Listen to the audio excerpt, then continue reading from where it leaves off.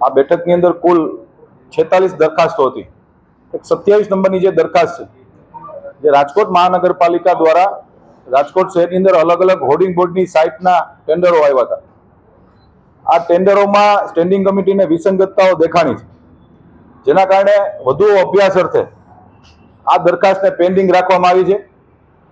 જ્યારે 21 નંબરની દરખાસ્ત રાજકોટ લોહાણા મહાજન દ્વારા રેસકોર્સ ગ્રાઉન્ડ માગવામાં આવ્યું હતું, પરંતુ એ કાર્યક્રમ રાજકોટ લોહાણા મહાજન દ્વારા એ કાર્યક્રમ કેન્સલ રાખ્યો છે।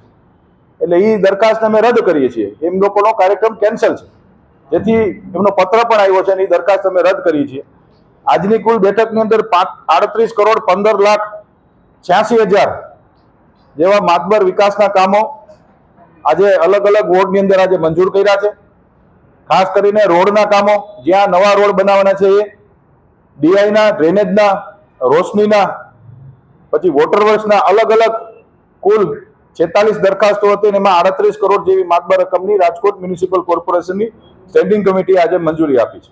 સમગ્ર ગુજરાતની તમામ મહાનગરપાલિકાઓમાં ખૂબ એક ઐતિહાસિક નિર્ણય કહી શકાય, કારણ કે 1 લાખની વસ્તીએ એક ફાયર સ્ટેશન અને સ્ટાફનું સેટઅપ, એટલે કુલ 425 થી વધુ ફાયર બ્રિગેડમાં નવી ભરતીઓ આવનારા દિવસોમાં રાજકોટ મ્યુનિસિપલ કોર્પોરેશન દ્વારા આવવાની છે।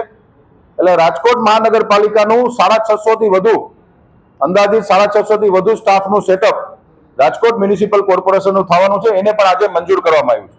1 લાખની વસ્તીએ એક ફાયર સ્ટેશન જે ટુકડા કરવામાં આવ્યા છે, એ લોકોને પડતી ભૂતકાળમાં જે મુશ્કેલીઓ પડતી હતી કે ભાઈ ક્યારેક આગ લાગે અને સમયસર ન પહોંચી શકે, એના માટે રાજ્ય સરકારનો આ નિર્ણય છે, જેને રાજકોટ મ્યુનિસિપલ કોર્પોરેશન પણ આવકારે છે।